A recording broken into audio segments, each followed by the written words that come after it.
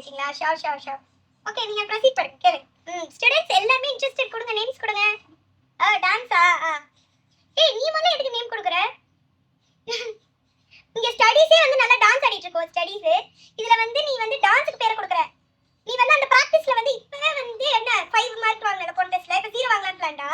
நீ உட்காரு, அவ பேர் எழுதாதீங்க மிஸ். அவ பேரை படிக்கவே மாட்டா மிஸ். டான்ஸும் சுத்தமா வராதுன்னு தான் நினைக்கிறேன். நீ உட்காந்துரி. நேத்ரா, நீ நல்லா படிப்பலமா, பேர் கொடுமா.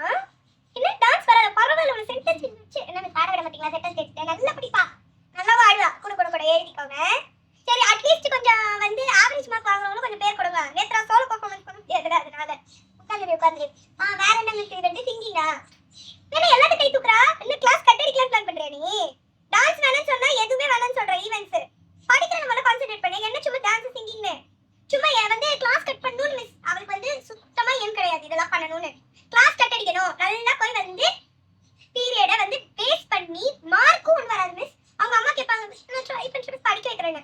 நம்ம சொன்னாங்க எனக்கு பேரண்ட்ஸ் டீச்சர் கிட்ட அழுறாங்க. எல்லாம் முன்னாடி உனக்கு வந்து உன்னால எவ்வளவு இதுவா இருந்துச்சு தெரியுமா? எனக்கு கஷ்டமா இருந்தது. அம்மா அழும் போது அதுதான் அம்மா அழுத பார்த்தல. அப்படி இருந்து உனக்கு வந்து டான்ஸ் பாட்டு கேக்குதா?